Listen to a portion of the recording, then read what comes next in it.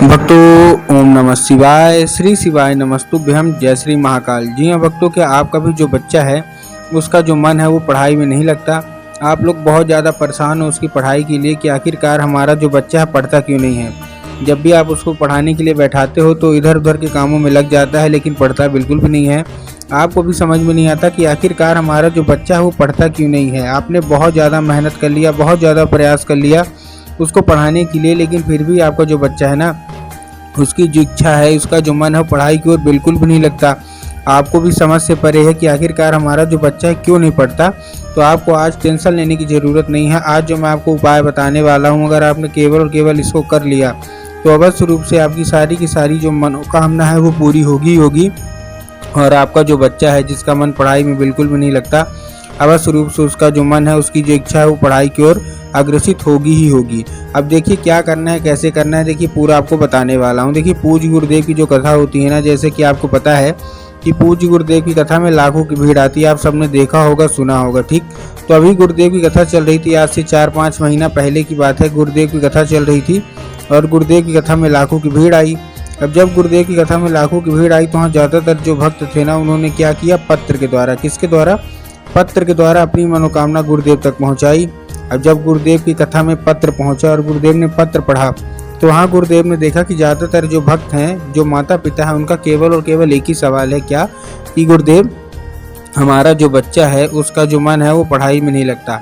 हम उसके पढ़ाई के लिए क्या कुछ नहीं किए, हमने बहुत अच्छा उसको स्कूल में डाल के रखा है, बहुत अच्छा कोचिंग ट्यूशन दे रहे हैं, हर एक तरह की सुख सुविधा दे रहे हैं, फिर भी जो हमारा बच्चा है ना उसकी जो इच्छा है वो पढ़ाई में बिल्कुल भी नहीं लगती। कृपया करके कोई उपाय बता दें ताकि हमारे बच्चे का मन क्या करें, ताकि हमारे बच्चे का मन पढ़ाई में लगने लगे।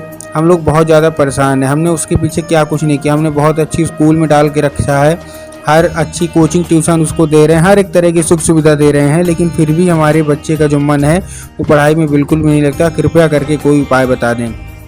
जब गुरुदेव ने ये देखा तब गुरुदेव ने 2 से 3 उपाय बताए और कहा केवल और केवल ये उपाय कर लेना, तुम्हारा जो भी बच्चा है जिसका मन पढ़ाई में नहीं लगता, अवश्य रूप से उसका जो मन है, उसकी जो इच्छा है वो पढ़ाई की ओर लगेगा ही लगेगा और पढ़ाई की ओर आकर्षित होगा ही होगा। जब गुरुदेव ने देखा तब गुरुदेव ने जब उपाय बताया तो लोगों ने जा जाके इस उपाय को घर में करना शुरू कर दिया।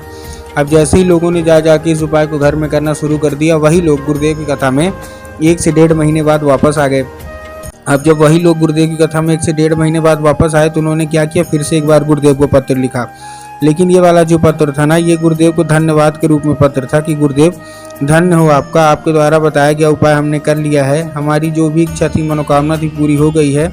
हमारा जो बच्चा था ना जिसका मन पढ़ाई में नहीं लगता था, उसका जो मन है पढ़ाई में लगने लगा है और केवल आपके द्वारा बताया गया उपाय से लगने लगा है। आपका कोटि कोटि धन्यवाद। अब हमको कुछ मतलब बोलना नहीं पड़ता, वो अपने आप पढ़ाई करने लगता है। आपका बहुत बहुत धन्यवाद।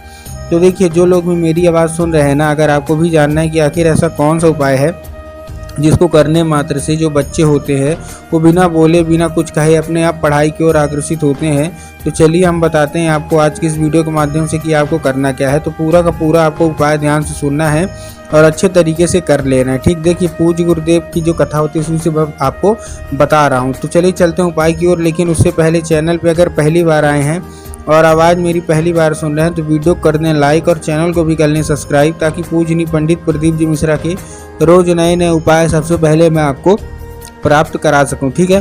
तो देखिए, जो हमारा पहला उपाय है 3 काली तिल और 1 धतूरे का उपाय है। काहे का उपाय है फिर से बता रहा हूँ, 3 काली तिल लेना है और 1 धतूरा लेना है। अब देखिए, काली तिल और काली मिर्च में ना बहुत सारे लोग कंफ्यूज होते हैं, काली तिल लेना है कि काली मिर्च, इसलिए गुरुदेव ने साफ साफ बताया कि आपको क्या लेना है, आपको लेना है काली तिल, ठीक। ले लिया काली तिल। काली तिल लेने के साथ साथ आपको 1 धतूरा चाहिए, ठीक, वो भी ले लिया। सब लेने के बाद आपको क्या करना है, पहुंच जाना है सीधा शिव मंदिर, ठीक। शिव मंदिर पहुंच गए।